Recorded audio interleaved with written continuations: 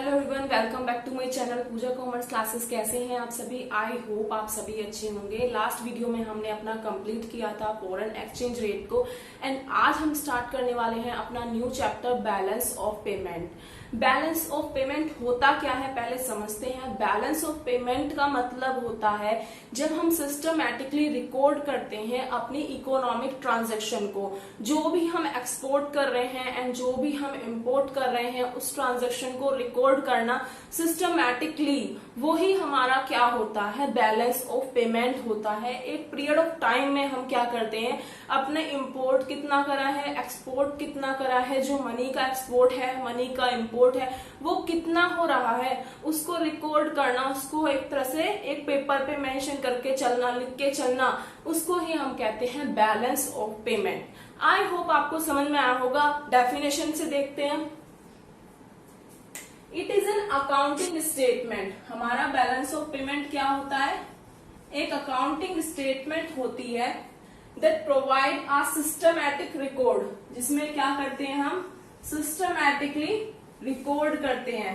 किसको रिकॉर्ड करते हैं? Of all the economic transaction, जितने भी हमारी इकोनॉमिक ट्रांजैक्शन है उसको हम रिकॉर्ड करते हैं। वो किसके बीच में होती है? बिटवीन रेजिडेंट हो गया, कंट्री जो हमारी कंट्री का रेजिडेंट है उसके बीच में, और रेस्ट ऑफ द वर्ल्ड के बीच में जो भी हमारी ट्रांजैक्शन होती है। वो कैसे मैम? नॉर्मली आप इंडिया में रह रहे हैं, आप किसी से ट्रांजैक्शन कर रहे हैं अब्रोड में, तो आपके बीच में रेस्ट ऑफ द वर्ल्ड किसी से भी आपकी जो ट्रांजैक्शन हो रही है उसको रिकॉर्ड करना। इंपोर्ट कितना कर रहे हैं, एक्सपोर्ट कितना कर रहे हैं, इस सबको रिकॉर्ड करना एक सिस्टमैटिक वे में। और कब के लिए? एक गिवन पीरियड ऑफ टाइम में, जैसे कि हम पूरा 1 ईयर लेके चलते हैं अपना, उसको बोलते हैं। तो आई होप आपको बैलेंस ऑफ पेमेंट क्लियर हुआ होगा। हाँ जी बच्चों, बैलेंस ऑफ पेमेंट में ऐसा कुछ भी अलग नहीं है, सिर्फ आपको ये याद रखना है कि आप क्या करते हैं, सिस्टमैटिकली रिकॉर्ड करते हैं जो भी आपकी इकोनॉमिक ट्रांजैक्शन होती हैं उनको। तो बच्चों देखते हैं कि हमारा जो इकोनॉमिक ट्रांजैक्शन है वो कितने पार्ट्स में क्लासिफाई करा जाता है। तो कुछ 4 पार्ट्स में हम उनको क्लासिफाई करते हैं। फर्स्ट आता है हमारा विजिबल आइटम। बच्चों विजिबल आइटम क्या होता है? विजिबल आइटम वो आइटम होता है जिसको हम देख सकते हैं। जैसे हम बोल सकते हैं कि जो गुड्स हैं हमारे, वो हमारा क्या है, एक विजिबल आइटम है। तो विजिबल आइटम में हमारा गुड्स आ जाएंगे। नेक्स्ट होता है इनविजिबल आइटम।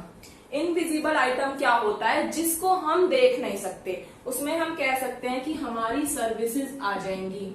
सर्विसेज जैसे बैंकिंग सर्विस हो गया, शिपिंग सर्विस हो गया, इंश्योरेंस सर्विस हो गया, तो ये सब हम देख नहीं सकते हैं, बट ट्रांजैक्शन तो होती है ना, तो वो हमारा क्या कहलाएगा? इनविजिबल आइटम कहलाएगा। नेक्स्ट देखिए, नेक्स्ट होता है हमारा यूनिलेटरल ट्रांसफर। यूनिलेटरल ट्रांसफर का मतलब होता है वन साइड ट्रांजैक्शन। वो कैसे? वो होता है जैसे मान लीजिए आप इंडिया में रह रहे हैं और आपकी कोई फैमिली बाहर रह गई, तो आप उनको कुछ ना कुछ गिफ्ट या कुछ भी आप ट्रांसफर करते हैं, तो ये क्या कहलाएगा? आपका यूनिलेटरल ट्रांसफर कहलाएगा। ऐसे क्या हो सकता है कि आपकी फैमिली जो है वो आपको कुछ सेंड कर रही है, कोई गिफ्ट वगैरह, कुछ भी, आपको गुड्स सर्विसेज कुछ भी हो सकता है, तो वो क्या होगा, एक साइड से पेमेंट हो रही है। वन साइड पेमेंट जो होता है वो होता है हमारा यूनिलेटरल ट्रांसफर। नेक्स्ट आता है हमारा कैपिटल ट्रांसफर। कैपिटल ट्रांसफर में क्या होता है, जो हमारे एक्सपेंडिचर होते हैं, कैपिटल एक्सपेंडिचर और कैपिटल रिसिप्ट, वो हमारे इसमें आ जाते हैं। Capital expenditure and capital receipt जो होगा वो हमारा कैपिटल ट्रांसफर में आ जाएगा। बच्चों capital receipt and capital expenditure आपको गवर्नमेंट बजट में बहुत अच्छे से पढ़ाया है, आप जरूर वीडियो देख सकते हैं इसकी। तो बच्चों आपको समझ में आया होगा। इकोनॉमिक ट्रांजैक्शन आपकी कुछ 4 होती हैं। एक होता है विजिबल आइटम, जैसे आपके गुड्स हो गए। इनविजिबल आइटम सर्विसेज हैं। यूनिलेटरल ट्रांसफर जो आपकी वन साइड होती है। एंड कैपिटल ट्रांसफर में नॉर्मली जो आपके कैपिटल एक्सपेंडिचर है और कैपिटल रिसीव्ड है, इनका ट्रांसफर। आई होप आपको ये क्लियर हुआ होगा। समझते हैं बैलेंस ऑफ ट्रेड क्या होता है। अभी हमने समझा था बैलेंस ऑफ पेमेंट क्या होता है। बैलेंस ऑफ पेमेंट में नॉर्मली हम क्या करते हैं, जो भी इकोनॉमिक ट्रांजैक्शन होती है उसको रिकॉर्ड करते हैं सिस्टमैटिकली। ऐसा ही कुछ बैलेंस ऑफ ट्रेड में है। बैलेंस ऑफ ट्रेड जो होता है वो आपके बैलेंस ऑफ पेमेंट का ही पार्ट होता है। इसमें हम क्या करते हैं, इसमें हम जो गुड्स का ट्रांसफर होता है, मतलब गुड्स का इंपोर्ट होना एंड गुड्स का एक्सपोर्ट होना, इसको देखा जाता है। उसके डिफरेंस को ही हम क्या कहते हैं, बैलेंस ऑफ ट्रेड कहते हैं। तो आइए देखते हैं डेफिनेशन में। Difference between the value of export of goods and value of import of goods is called balance of trade. Normally बोला है जो डिफरेंस होता है हमारा गुड्स के एक्सपोर्ट का एंड गुड्स के इंपोर्ट का, उसको ही हम क्या कहते हैं, बैलेंस ऑफ ट्रेड कहते हैं। तो आई होप आपको बैलेंस ऑफ ट्रेड क्लियर हुआ होगा। हाँ जी बच्चों, अब समझते हैं बैलेंस ऑफ पेमेंट का हमारा स्ट्रक्चर होता कैसा है। देखिए बैलेंस ऑफ पेमेंट जो होता है आपका, इसका स्ट्रक्चर होता है, एक साइड होती है आपकी डेबिट साइड एंड एक साइड होती है आपकी क्रेडिट साइड। तो बच्चों बैलेंस ऑफ पेमेंट में आप कब डेबिट करेंगे और कब क्रेडिट करेंगे वो हम देखते हैं।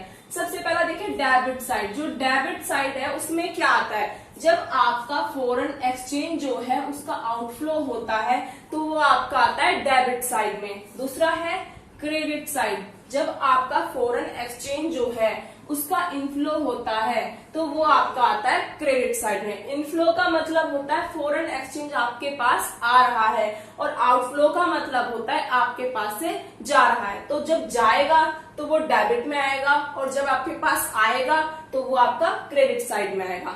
आई होप आपको ये क्लियर हुआ होगा।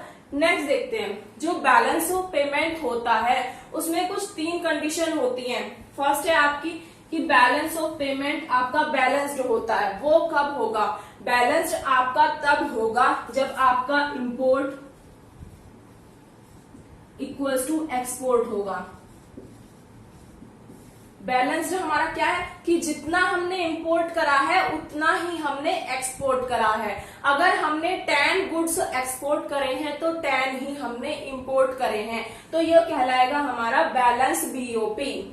नेक्स्ट आता है सरप्लस की कंडीशन, मतलब आपका प्रॉफिट वो कब होगा, वो होगा जब आपका एक्सपोर्ट जो है ग्रेटर होगा आपके इंपोर्ट से।